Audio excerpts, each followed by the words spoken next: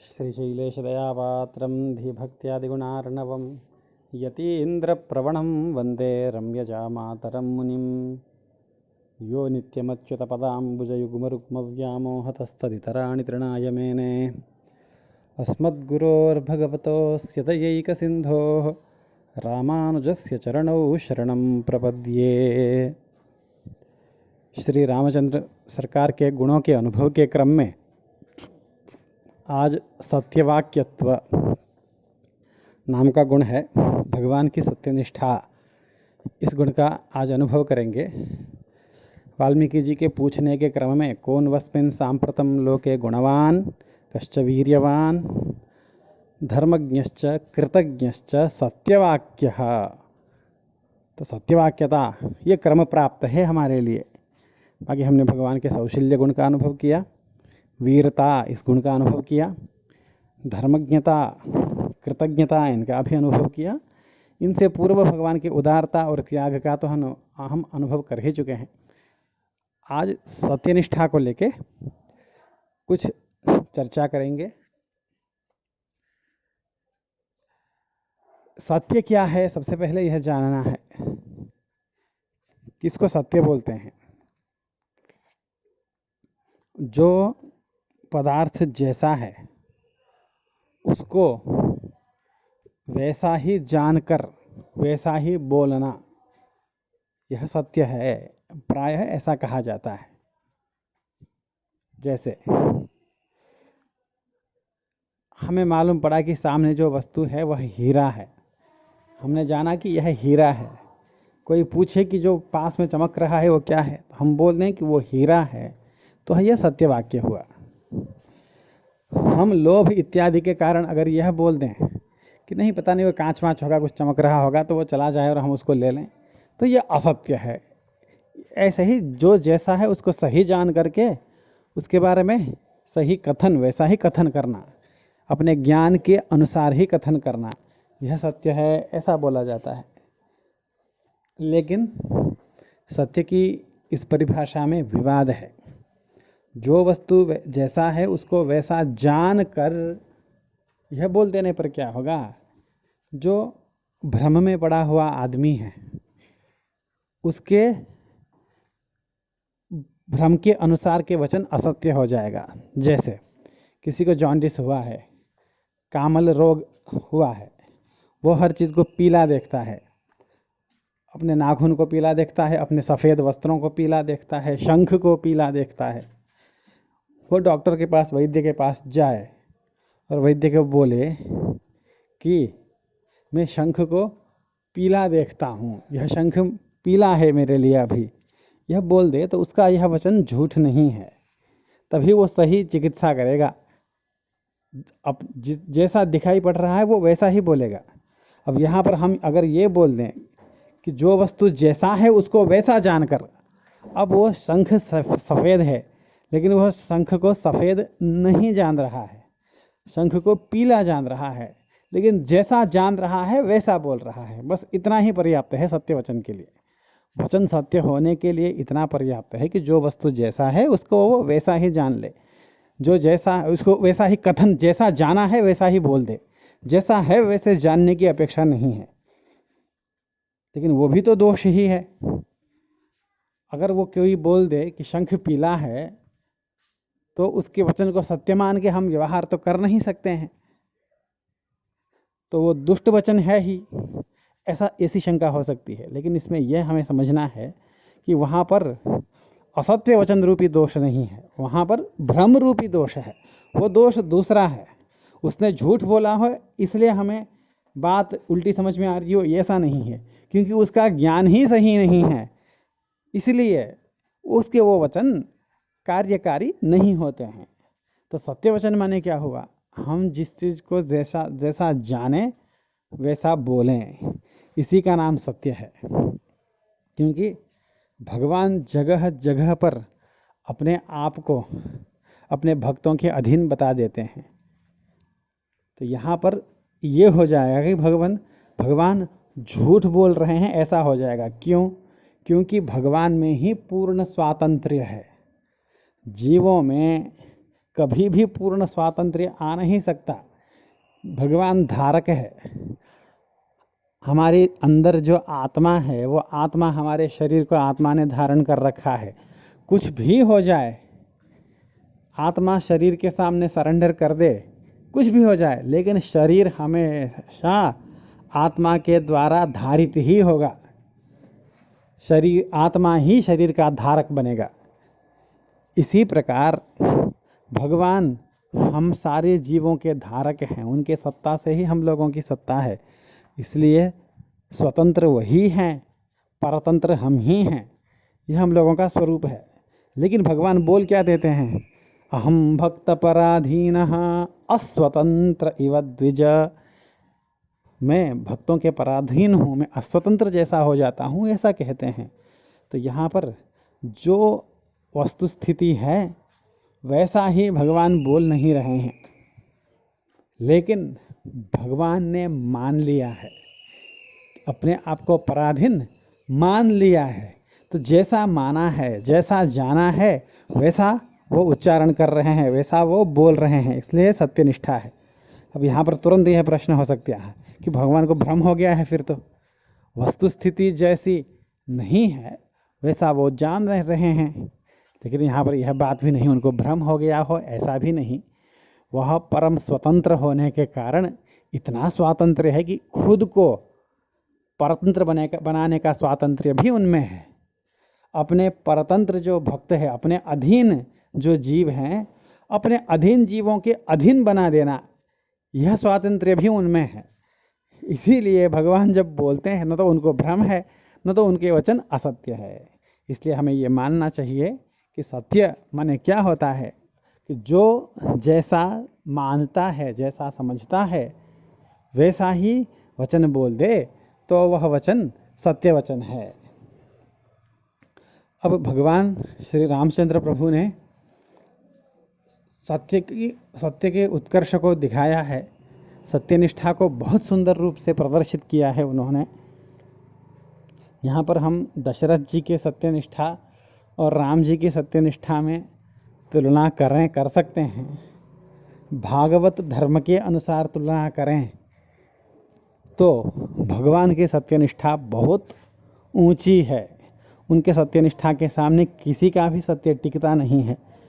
अब यहाँ पर भगवान के अत्यंत प्रिय हैं दशरथ जी, इसलिए दशरथ जी की अपेक्षा भगवान का उत्कर्ष हम कह दें तो क्या पता राम जी को अच्छा लगे न लगे। तो इसलिए दशरथ जी और भगवान के सत्यनिष्ठा की तुलना नहीं करते हुए इस समय केवल इतना ही बताएं कि भगवान की सत्यनिष्ठा कैसी रही।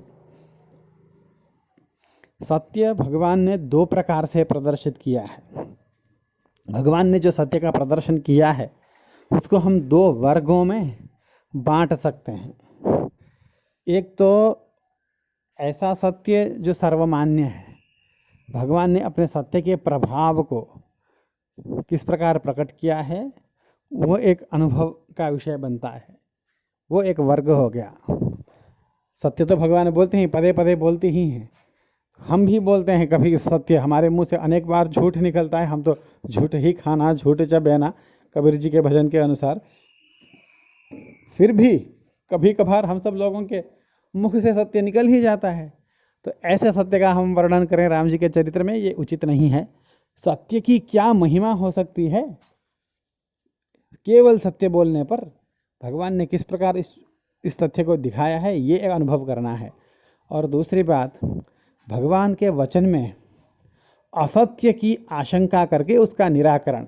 भगवान झूठ बोल रहे हैं तो ऐसा लगता है, लेकिन हम ढंग से परीक्षण करें तो भगवान के वचन में परम सत्यता है। तो इस प्रकार से दो विभागों में, वर्गों में रख करके भगवान के इस सत्यनिष्ठा नाम के गुण का हम अनुभव करेंगे। पहले तो यह है कि सत्य के प्रभाव श्री रामचंद्र जी में कहाँ दिखाई पड़ रहा है। भगवान स्वयं सत्य के प्रभाव को नहीं कहते हैं, वाल्मीकि जी प्रदर्शित कर रहे हैं। तो इसको हम संप्रदाय में घटित एक घटना के आधार पर इसका हम वर्णन करेंगे। नंपिल्लई स्वामी जी के समय में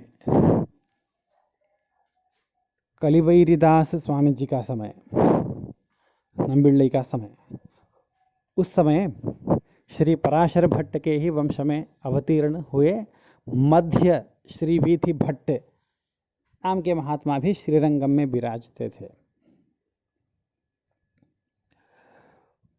वो महात्मा श्री कलिवैरीदास जी स्वामी जी के गोष्ठी में नहीं आते थे। कलिवैरीदास स्वामी जी का वेदांत नंबिल्लई स्वामी जी की गोष्ठी की इतनी महत्ता बढ़ चुकी थी कि वहाँ लोग ये बोलने लग गए थे कि एक तो रामानुजाचार्य की गोष्ठी हुई श्रीरंगम में और दूसरी गोष्ठी हुई तो नंबिल्लई की ही हुई। तो रामानुजाचार्य के बाद इतने शिष्यों के प्रिय कोई आचार्य हुए, लोकप्रिय कोई आचार्य हुए तो वो श्री नंबिल्लई हुए, कलिवैरीदास स्वामी जी हुए। इतने रामायण के अर्थ जो हम अनुभव कर रहे हैं सब उन्हीं की कृपा है। उन्होंने ही श्री रामायण के अर्थ हमें प्रदान किया हुआ है, मूल में वही हैं। उन्होंने जो प्रदान किया, जो बोला, उन्होंने जो प्रवचन दिया, बहुत सारे अर्थ सहस्त्रगीति के भाष्य में उन्होंने प्रवचन किया है। और जो सहस्त्रगीति में नहीं मिलता है उन अर्थों को श्री पिल्ले लोकाचार्य ने अपने श्रीवचन भूषण आदि ग्रंथों में बताया है, लेकिन उनको भी मिला है श्री नंबिल्लई से। तो हम जितने हमारे लिए श्री रामचंद्र प्रभु को अनुभव जो हम कर रहे हैं, तो इस अनुभव में जो हमारे आचार्य हैं वो मुख्य रूप से श्री नंबिल्लई ही हैं, श्री कलिवैरीदास स्वामी जी ही हैं। ये जितने भी अर्थ हैं सब उन्हीं के हैं। तो क्या होता है, वो मध्य श्री वीथि भट्ट एक बार राजसभा में पहुंचते हैं तिरुच्ची के श्रीरंगम से। वो राजा बहुत ही गुणग्राही होता है, भगवत चर्चा में निपुण रहता है वो राजा। तो उस राजा के द्वारा ये प्रश्न किया जाता है मध्य श्री वीथि भट्ट से कि हम सब यही मानते हैं कि श्रीमन नारायण ही श्री राम रूप में अवतीर्ण है, लेकिन उन्होंने नारायणत्व का प्रदर्शन नहीं किया, अपनी भगवत्ता का कहीं भी प्रदर्शन नहीं किया। अब मानुष वेश में ही, मनुष्य मर्यादा में ही रह करके उन्होंने सारी लीलाएं की। यह बात मान्य है ना? आप क्या समझते हैं? ये पूछा उन्होंने भट्ट स्वामी जी से। तो भट्ट स्वामी जी भी बोलते हैं बिल्कुल सही, आप बिल्कुल सही कह रहे हैं। उन्होंने अपनी नारायणत्व का, अपने भगवत्ता का कहीं प्रदर्शन नहीं किया। मनुष्यों की जो मर्यादाएं हैं उन मर्यादाओं का अतिलंघन नहीं करते हुए, मनुष्य मर्यादा में रहते हुए कैसे जीवन में के सारे कष्टों को पार किया जाता है, कैसे विजयी बना जाता है, ये दिखाया है भगवान ने। बिल्कुल आप सही कह रहे हैं, ऐसा कहा भट्ट स्वामी जी ने। तो राजा तुरंत क्या प्रश्न करता है, फिर तो मेरे मन में एक बहुत बड़ा प्रश्न है।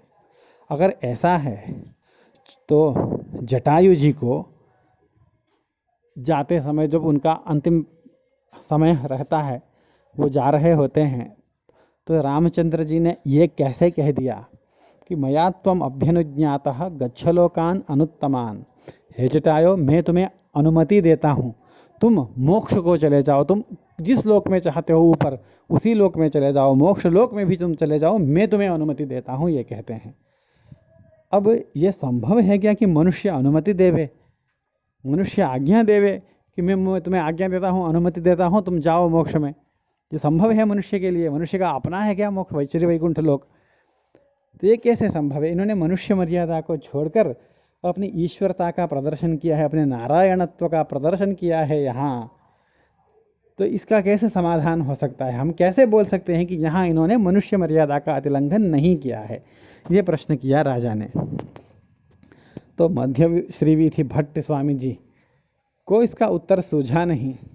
यह प्रश्न अतिमानुष स्तव में श्री कुरेश स्वामी जी ने भी किया है भगवान से। भगवान, आप खूब ये कहते हैं कि मनुष्य मर्यादा में रहता हूँ, मनुष्य मर्यादा में रहता हूँ, फिर जटायु को मोक्ष प्रदान आपने किया कैसे? फिर अपनी ईश्वरता को कहीं कहीं दबाते दबाते भी प्रकट हो ही जाती है। उन्होंने ये प्रश्न किया है अतिमानुष स्तव में। तो राजा को उत्तर दे पाने में कुछ कठिनाई हुई उनको। कुरेश स्वामी जी ने भी प्रश्न ही किया है, समाधान दिया नहीं वहाँ अतिमानुष स्तव में। तो भट्ट स्वामी जी उसी राजसभा में विद्यमान एक श्री वैष्णव जो श्री नंबिल्लई के शिष्य हैं, उनके गोष्ठी में जिनका अन्वय है, नंबिल्लई के प्रवचन गोष्ठी में जो जाते हैं, प्रवचन सभा का श्रवण करते हैं, उनसे पूछते हैं वो, आप बताइए कि यह शंका श्री कलिवैरीदास स्वामी जी के, नंबिल्लई जी के गोष्ठी में यह शंका उठी है क्या, और इसका समाधान उन्होंने किया है क्या, ऐसा पूछते हैं। तो तुरंत वो जवाब देते हैं, बिल्कुल ये शंका उठी थी और श्री स्वामी नंबिल्लई ने इसका उत्तर दिया है। तो क्या उत्तर दिया है वो विवरण करते हैं। जब श्री रामचंद्र प्रभु को वन देना है और भरत को राज्य देना है, ऐसा श्री कैकेयी जी वर मांगती हैं महाराज दशरथ से। तो महाराज दशरथ उस समय कैकेयी जी को अनेक प्रकार से समझाते हैं, हे कुलपांसनी, तुम इतने अच्छे पिता की पुत्री हो, कैकेयी महाराज जैसे सद्गुण संपन्न पिता की पुत्री होकर तुम में ये दुर्बुद्धि कहाँ से आया, किसने तुम्हें ये उल्टी सीख दे दी, तुम मेरे कुल को ही, मेरे वंश को ही नाश करने के लिए आई हो क्या, तुम समझ नहीं रही हो, ये तुम वर नहीं मांग रही हो मुझसे, तुम मेरा प्राण मांग रही हो, मेरे वंश के कीर्ति को मांग रही हो, मेरे वंश के समृद्धि को, श्री को मांग रही हो, तुम मुझको ही नहीं पूरे मेरे वंश को नाश करने पे तुली हुई। अनेक प्रकार से कैकेयी जी को डांटते हैं और बोलते हैं, देख तू मेरी पत्नी है, फिर भी मैं तेरे चरणों पे अपने सर रख के तुझसे भीख मांगता हूँ, अपने ये 2 वरों को वापस ले ले, ऐसा मत मांग। और बोल, राम को एक बार देख, मेरे ऊपर दया मत कर तू, जिस राम से तू इतना प्रेम दिखाती थी, जिस राम को देख करके वृक्ष, पुष्प, लताएं वो भी प्रसन्न हो जाते हैं, पशु पक्षी भी प्रसन्न हो जाते हैं, मनुष्यों की तो क्या पूछना, जिस राम का इतना गुण है, इतना गुण है, उस राम के लिए तू ऐसा बोल रही है। ये बोलते समय, अनेक प्रकार से विलाप करते समय दशरथ जी के मुख से एक वाक्य निकलता है राम जी के गुण बताते कि सत्येन लोकान् जयति दीनान् दानेन राघवः गुरून् शुश्रूषया धीरो धनुषा युधिशात्रवान्। सत्येन लोकान् जयति, राम तू समझती है कि तू देगी तब जाके राज्य पाएगा, ऐसा नहीं है। वो किसी भी चीज़ को जीत सकता है। उसने जितने भी संसार के दुखी हैं, उन सारे दीन दुखियों को राम ने जीत लिया है। कैसे जीत लिया है?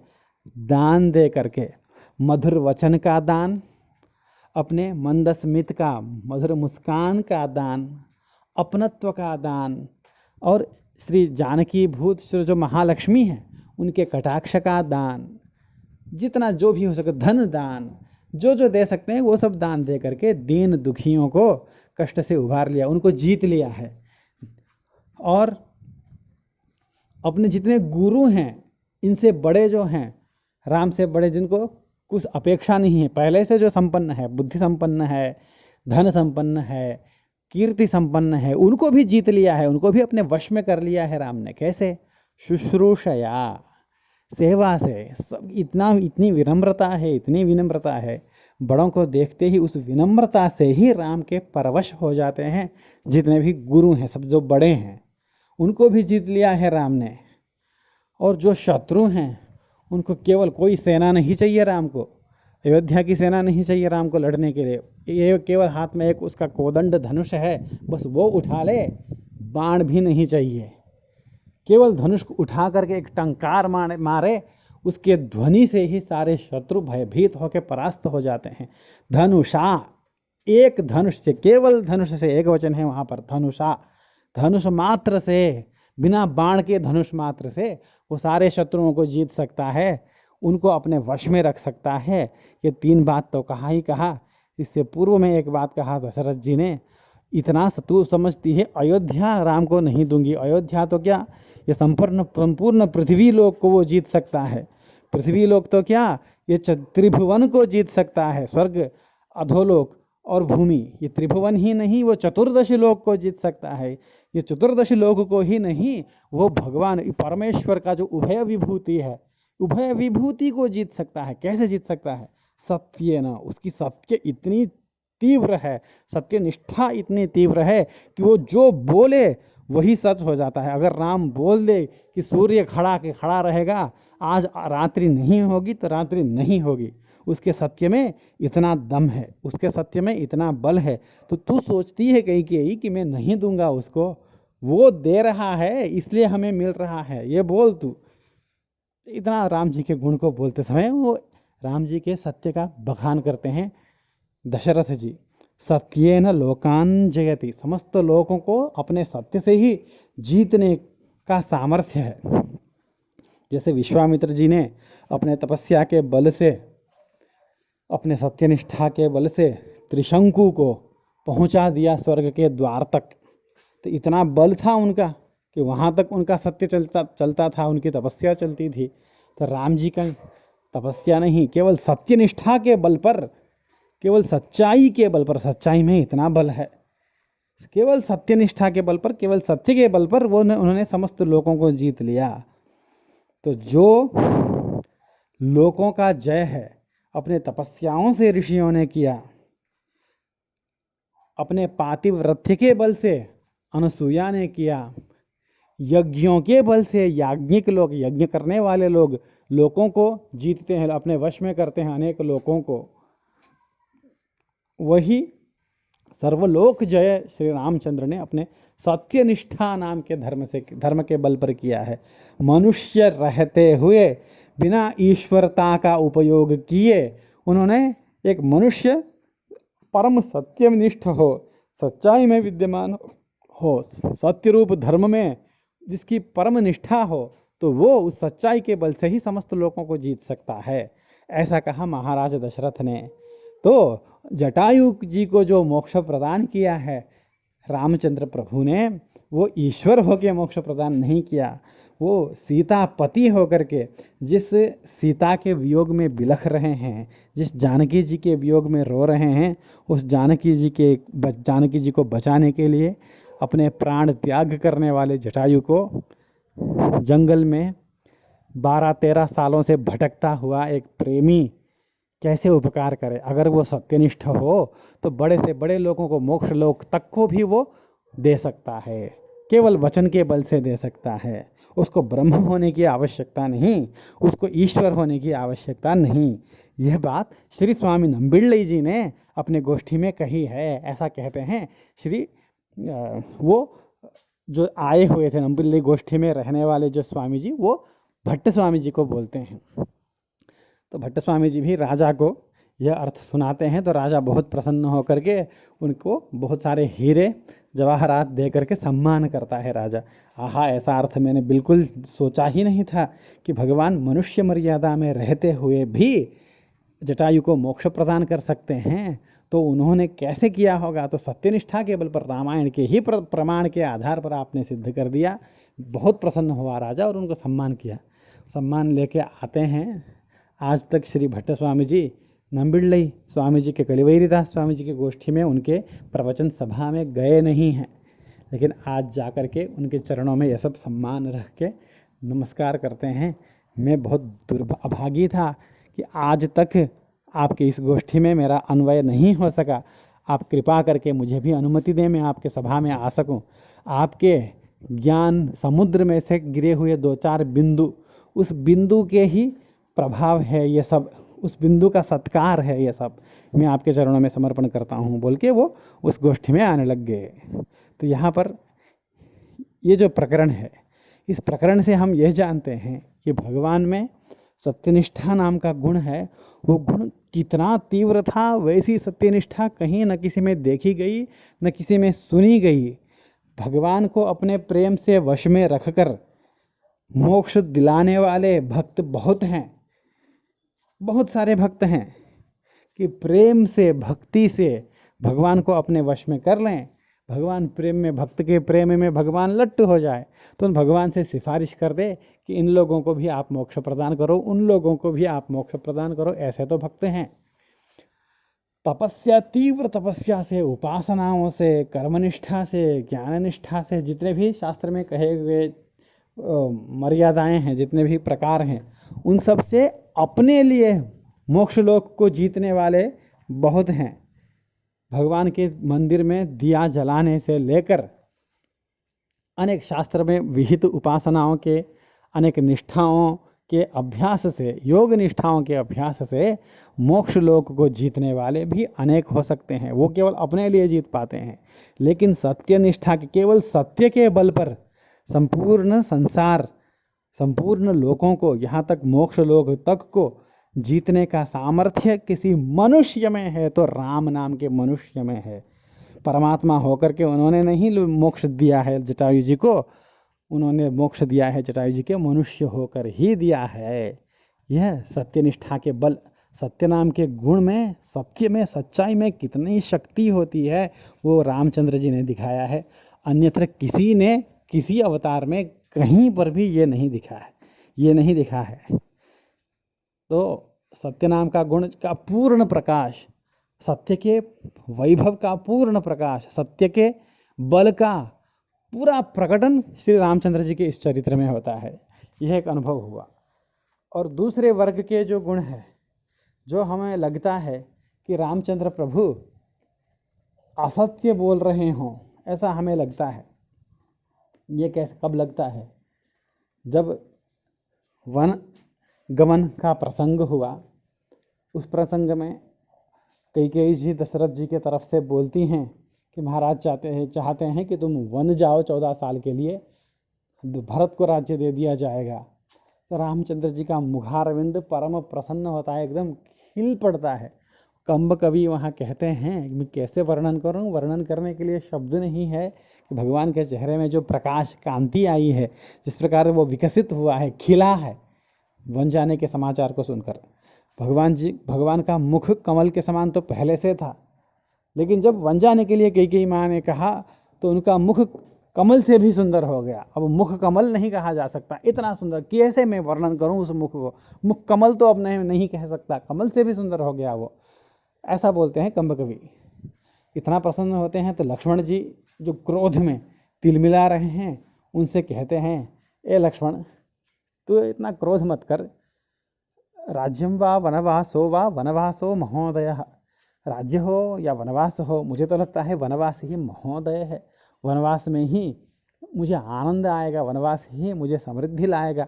मुझे तो ऐसा लगता है चल वन में चलते हैं, इतना आनंद है वन में, ऐसा कहते हैं भगवान। अभी भगवान के ये कहने का तात्पर्य हम पहले भी बता चुके हैं इसी क्रम में, इसी भगवान के गुणों के अनुभव के क्रम में, कि भगवान अपने भक्तों से मिलना, भक्तों के साथ अपने सौशील्य आदि गुणों का प्रकाश करना, उनके समान होना, उनसे नीचे अपने को दिखाना, अपने कृतज्ञता आदि गुणों को प्रकाशित करना, ये तभी हो सकता है जब वह राज्य आसन को छोड़कर एक सामान्य मनुष्य बनके जंगल में भटकने लगे।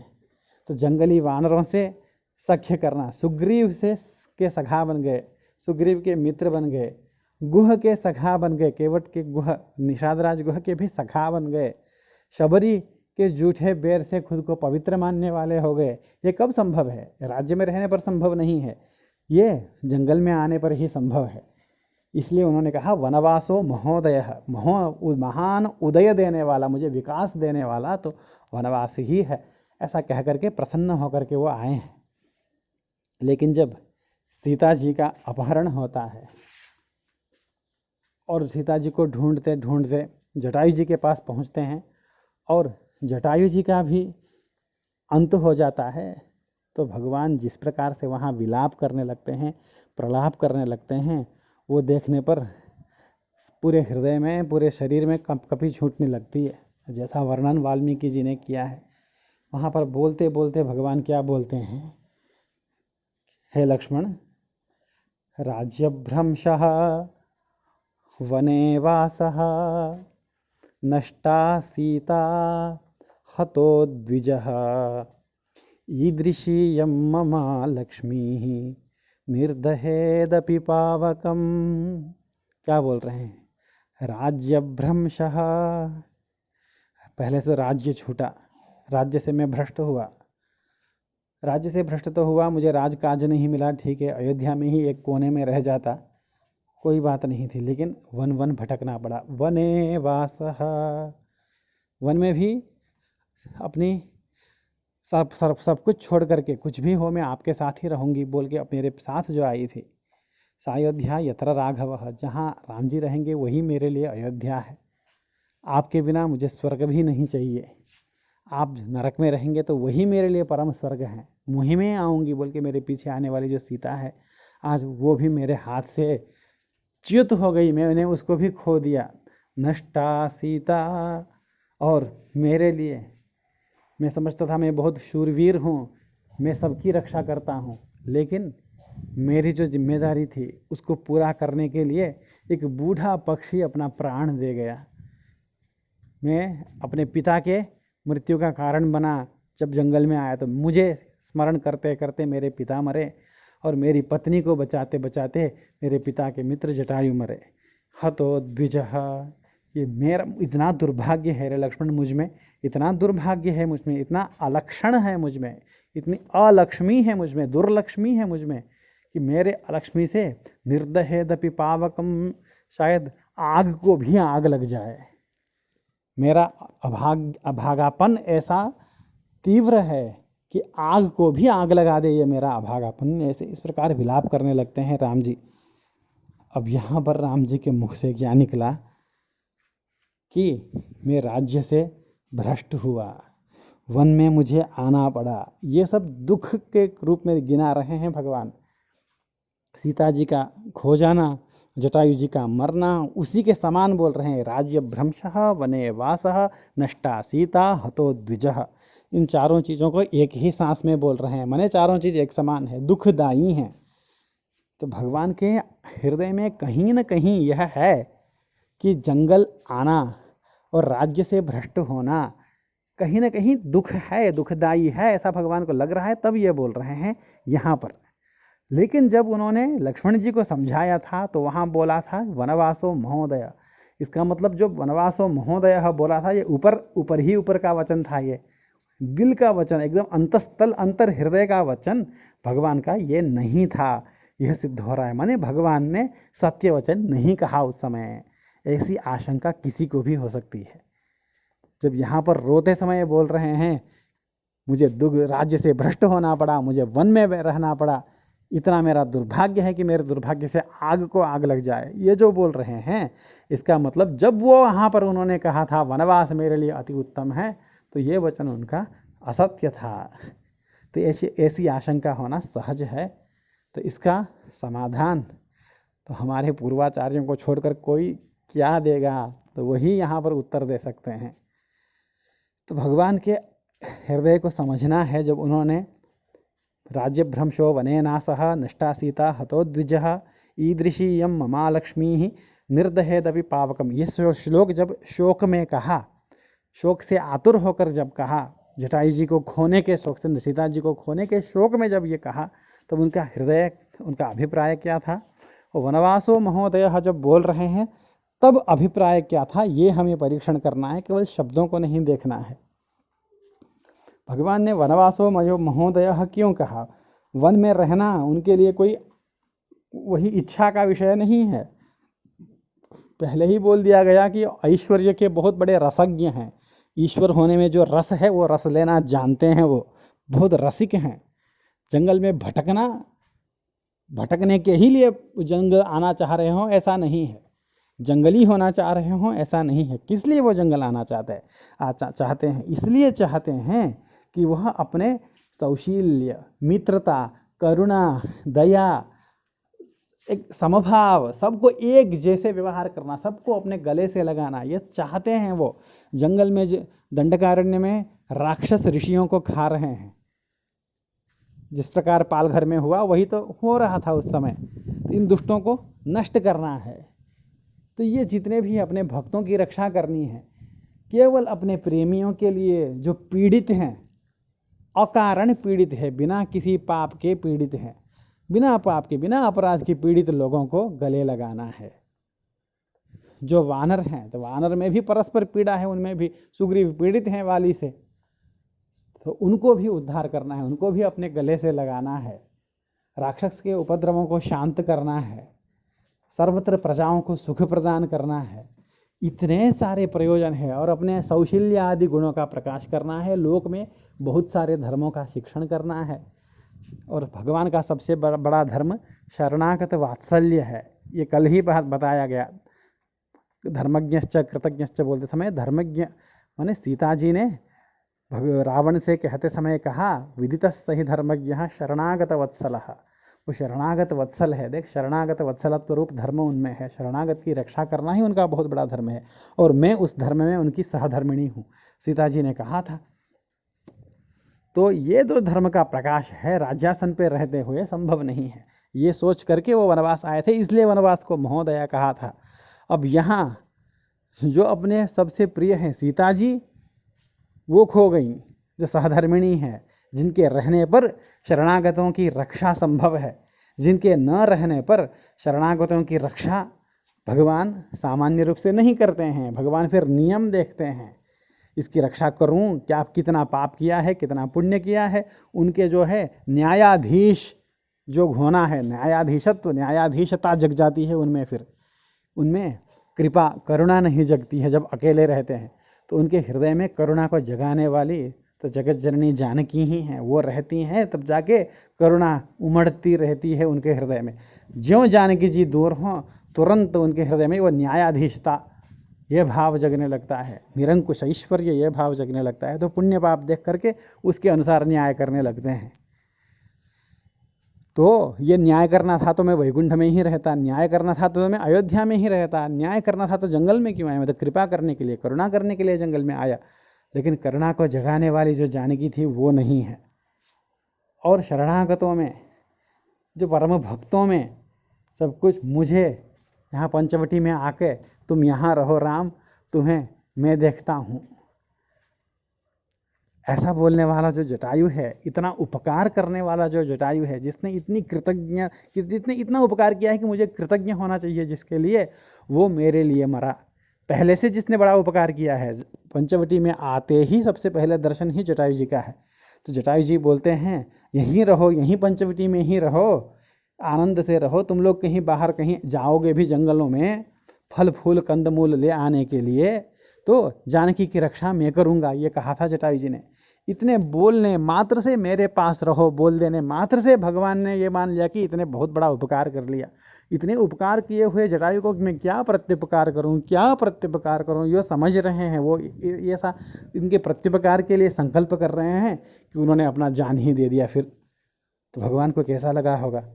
तो जटायु ने मेरे लिए जान दे दी, मैं जिस चीज़ के लिए जंगल में आया विपरीत हो गया।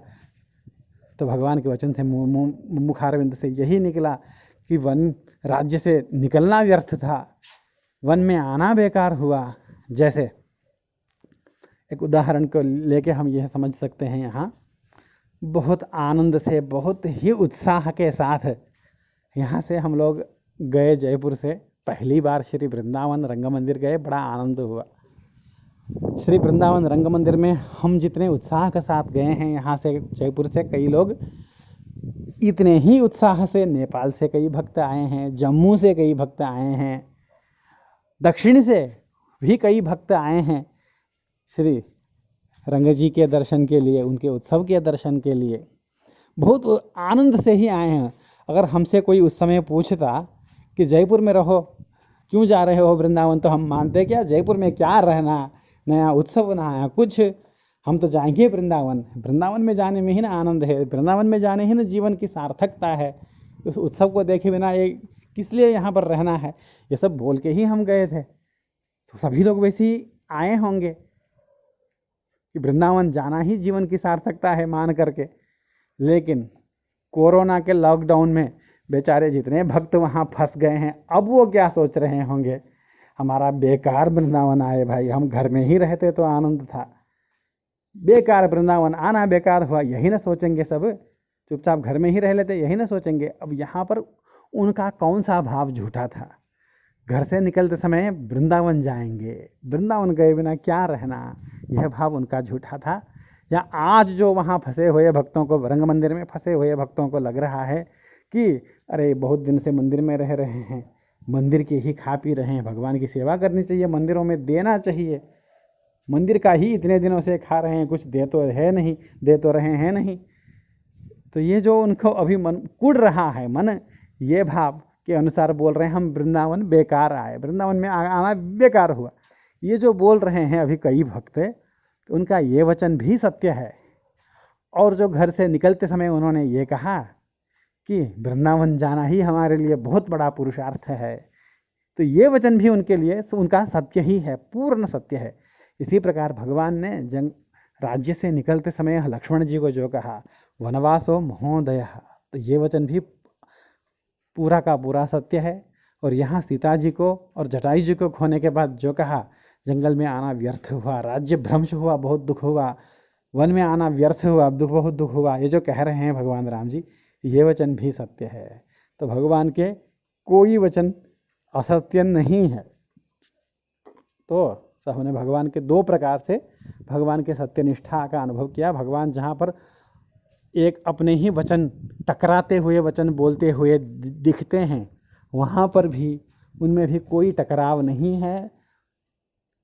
दोनों वचन, दोनों प्रकार के वचन अपने अपने जगह पूर्ण रूप से सत्य हैं, ये भी हमने अनुभव किया। और भगवान की जो सत्यनिष्ठा है, सत्यनिष्ठा के बल पर कोई भी मनुष्य किसी भी लोक को जीत सकता है। सच्चाई में, वो सच्चाई वचन में, मन में, बुद्धि में, आत्मा तक में होना चाहिए। तो वो सच्चाई में इतना बल होता है कि वो मोक्ष तक को भी जीत सकता है, केवल अपने लिए नहीं, जिसको वो बोल दे वो मोक्ष प्राप्त कर सकता है। तो इतनी सत्यनिष्ठा के बल को श्री रामचंद्र जी ने दिखाया। तो भगवान के ये जो दो प्रकार से हमने सत्यगुण, सत्यनिष्ठा नाम के गुण का अनुभव किया है, तो हम भगवान से यही प्रार्थना करते हैं कि वो भी कृपा करें और हमें अपने सत्य प्रेम प्रदान करें, हमें अपने सत्य शरणागति प्रदान करें, सत्य भक्ति प्रदान करें। यही भगवान से प्रार्थना करते हुए और आप सब लोगों से बार बार यही निवेदन करते हुए कि अभी आचार्य का उत्सव चल रहा है, श्री रामानुजाचार्य का, उनके मुखोल्लास हेतु जितना हो सके उतना उनके नाम लें, उनका कीर्तन करें, यतिराज विंशति इत्यादि का अनुसंधान करें। यही कहते हुए आज के अनुभव को यहीं विराम देते हैं। जय श्रीमन नारायण।